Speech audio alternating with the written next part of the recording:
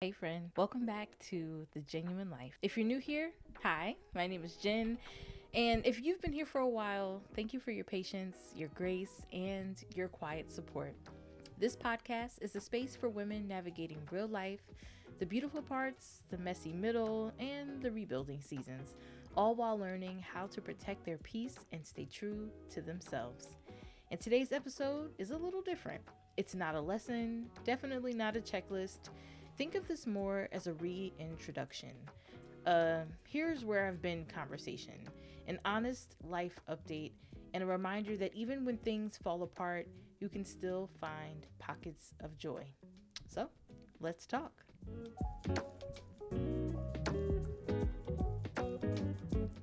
Well, friends, welcome back. Happy February. Happy New Year. It is officially 2026, and it has been a long time since we've connected. I think my last episode was in 2024, late 2024. It has been a really long time, but I won't hold you. Podcasting has always been top of mind. I knew I wanted to bring the show back. I've missed doing this and really wanted to make sure that it was a priority for me this year in 2026. And I have to tell you, a lot of it stemmed from, life, which we'll talk about, but also this craziness around what the podcast should be. I kept going back and forth about it being on video, which I did a few video episodes and uploaded them on YouTube. And I was like, oh gosh, I need to start recording video. I need to start doing this with the podcast. And if any of you out there know, recording a podcast is a lot in itself. And then when you add, especially the way that I like to do it, and then when you add video, it's just another layer of editing that I personally just could not maintain. And so I just stopped doing it altogether. And that's not the goal. So I honestly just sat down and started thinking about what was the purpose of me starting this podcast in the first place. And really, for those of you who are new here, I started this podcast back in 2019 when I was living in Seattle. It really was supposed to serve as an opportunity for me to connect with friends and family who were still on the East Coast in a different and creative way, a low cost way. And I wanted something that I could still be creative without necessarily feeling like I needed to get dressed up or put makeup on. Like I literally did this in my bed or on the couch. If I traveled, I was able to take it with me and record something and still maintain some creativity. And so for me, as time kind of started progressing and people were doing things on video, I was like, dang, maybe I need to start doing video. And it just became overwhelming for me. And so I know I mentioned that this podcast was not all about like lessons, but this is a short one for you, okay? I need you to do whatever works best for you because that's the only way that things will shine the way that they're supposed to shine. I think that me trying to do what was suggested and not what I was feeling in my heart led to me doing nothing at all. And small progress is better than no progress, right? I have not recorded in a very long time. So, all of that because I was becoming overwhelmed and overstimulated with what I should be doing and not what I wanted to do. And so, here we are back to exactly what I wanted this podcast to be originally, and that was an audio only podcast. I wanted people to be able to listen to this on the go, even if it is on YouTube, because the audio clips are uploaded on YouTube. It's still something that you can put on in the background while you're doing other things and not necessarily feeling this pressure of having to sit down and watch something. And maybe further down the line, this can become a video podcast. But for now, I'm going to stick to what works best for me, and that is audio. So, yeah, that was a really long story. But anyway, I said all that to say I really wanted to spend some time with you and just really catch you up and let this be the beginning of what's to come for this podcast, the beginning of me staying consistent with it again and just being exactly what I envisioned this podcast to be. So I really wanted to kind of fast forward to bring you back into the future and talk to you a little bit about what's been going on with me. For those of you who do follow me on social media, I shared back in 2023 that I was laid off from my job at Google, and it definitely rocked me more than I thought it would. It wasn't my first layoff, I had been through one before, but times were just different. I was able to get a really quick job with a staffing agency, and it's actually what propelled me to become a recruiter. And so I wasn't necessarily stressed out at the time. Things were just different, right? Things cost different back then. Apartments weren't. I think my one bedroom apartment that I had was like $650. So we're talking about very, very different times back in 2015. And then, fast forward to now, I was literally making six figures. I had equity, I had all these things, and it just stopped. And so since 2023, I've gone through multiple layoffs, three of them to be exact. And I'll be honest with you, each one chipped away at me in a very different way. Not just financially, though that part was extremely real, but mentally too. I think there was a lot of rebuilding that had to take place. I really just had to take a step back and remember who I was and what my ultimate mission was in life. And it wasn't to be, now don't get me wrong, I love my job. I love being a recruiter, but I'm so much more than that title, and I'm so much more than where I'm working.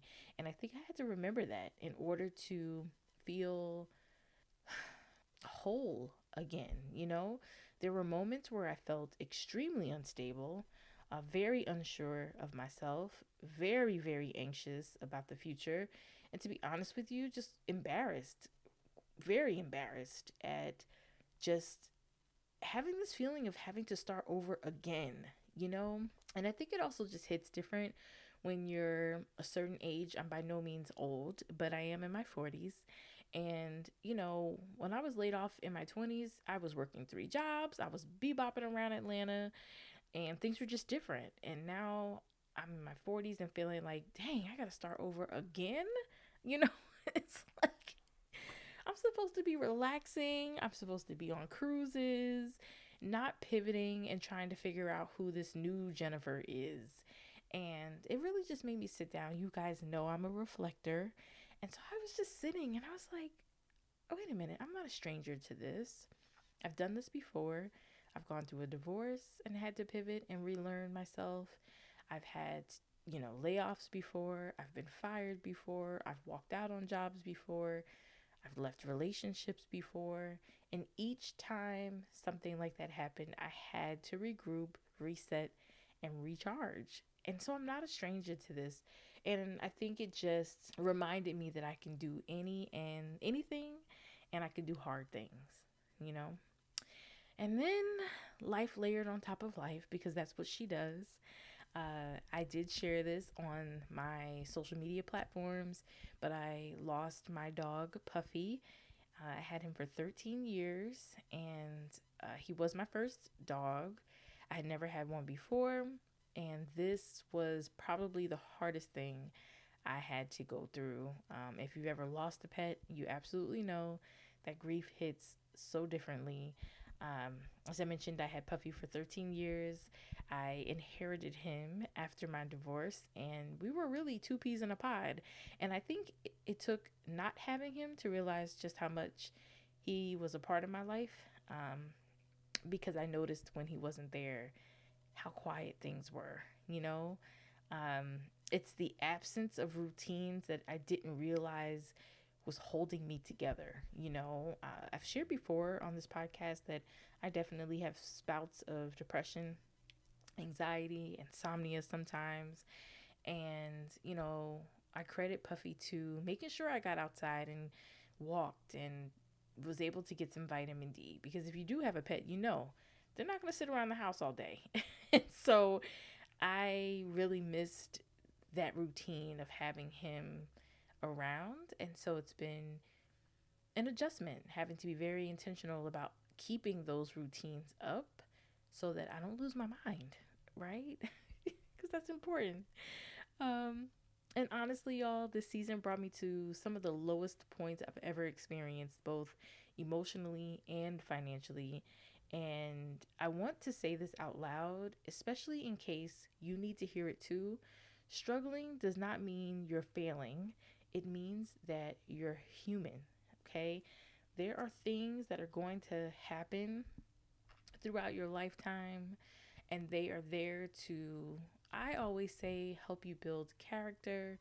Now that I feel like I've gone through this, I'm able to speak to people and encourage them in ways that I feel like I needed when I was going through this season of my life. And, everything is not perfect, but it certainly gets better. You just have to take it day by day. I was telling a friend of mine, sometimes I even take my days hour by hour because that's how like micromanaged it needs to be for me. And so I encourage you to do the same. Okay. And somewhere in the middle of all that heaviness over the past 2.5 or so years, something started to shift for me. And it wasn't all at once, it wasn't dramatically, but it was this being intentional about noticing pockets of joy.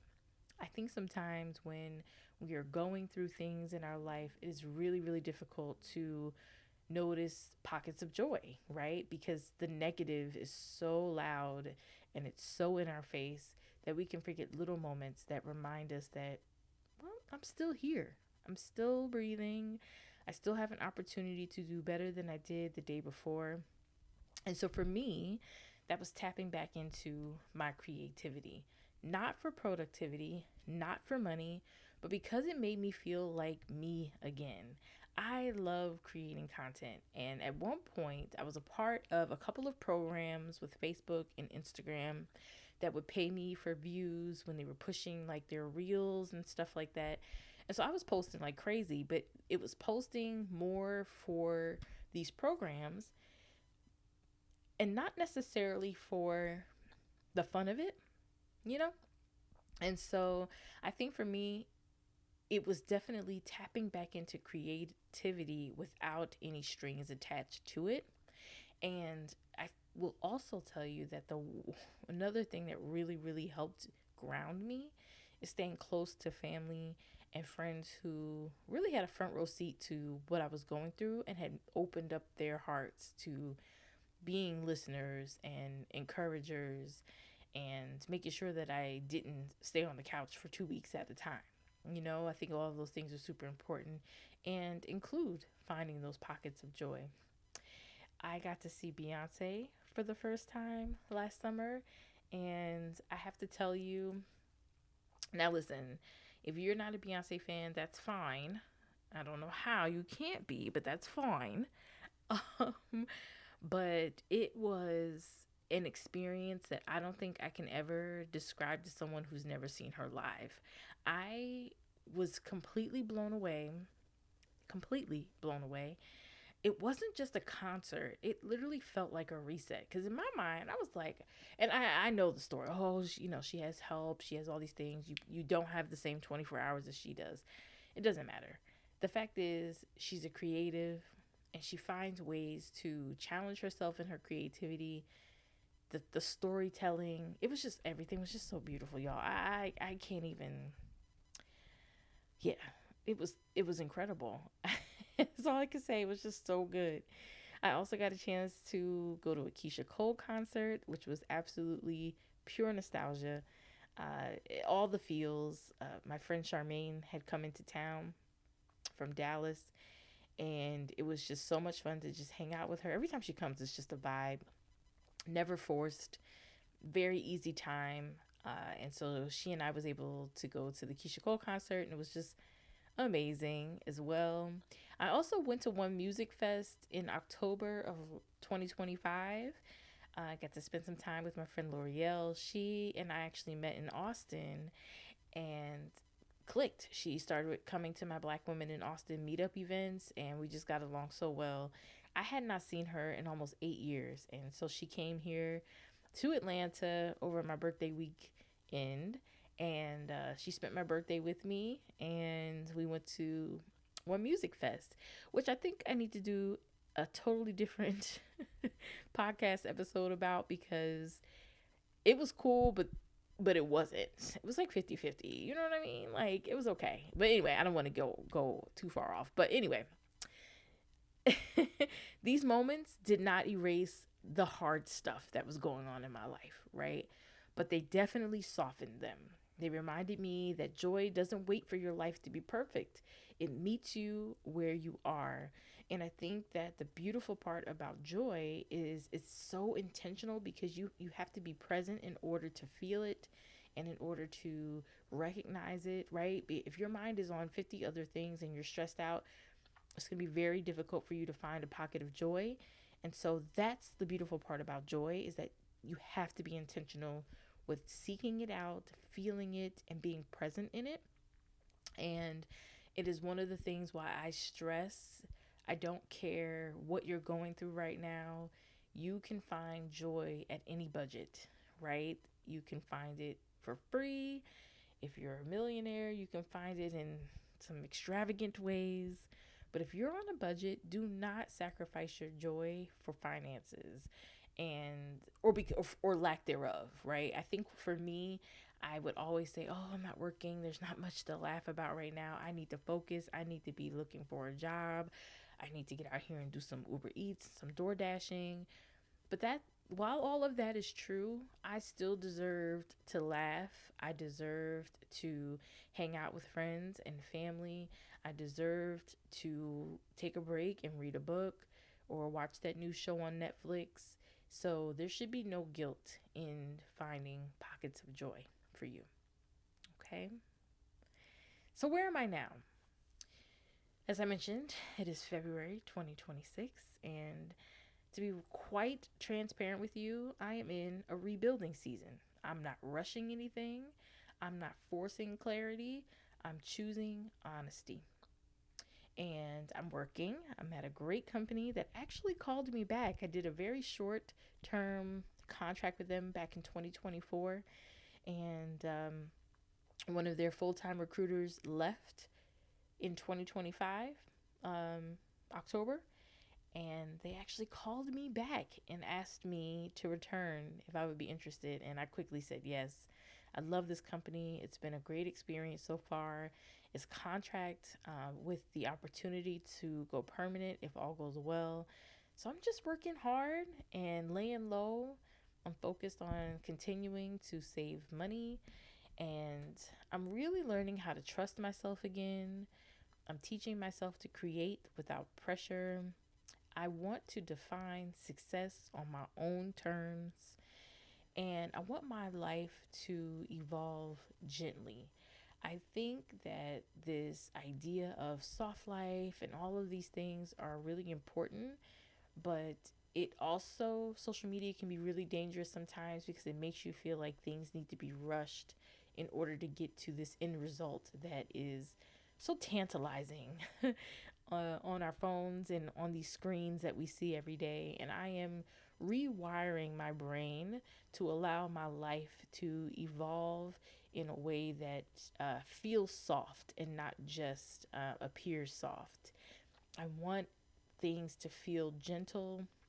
I am nursing my nervous system. I'm training myself not to anticipate bad coming my way, that I deserve to be in the rooms that I am in, and I deserve everything. I deserve it all, right? I deserve it all, and I want it all. And this is literally, you're watching it unfold, this quiet execution of goals that I have for myself. I've been planning the release of this podcast for months, literally preparing to just do what I need to do without announcing it, but just getting it done. And I think all of that aids in rebuilding my confidence in myself and the things that I want to do, right? This chapter isn't loud, it's intentional. And if you're listening and thinking, wow, I'm here too, I want you to know you are not alone. You don't need to have it figured out to keep going. You just need to stay connected to yourself. So, before we wrap up, here's what I hope you take with you today. Life can knock you down more than once. And take it from me, you can still get back up. I don't care how old you are. Grief and joy can exist at the same time. You're allowed to change. You're allowed to pause. You're allowed to start again as many times as you feel you need to without explanation. And your story doesn't end just because a chapter was hard. So, this is me reintroducing myself. I'm still here. I am still creating. And I am still choosing softness and, above all, truth. If this episode resonated with you, make sure you subscribe to The Jennuine Life on YouTube or right here, wherever you listen to your podcast. Share this episode with someone who might feel seen by it. And if you're into vlogs and day in the life content, come hang out with me on YouTube. Just search The Jennuine Life for cozy vlogs, real conversations, and life updates in real time. I appreciate you for listening. Thank you for holding space for my story. And I'll talk to you in the next episode.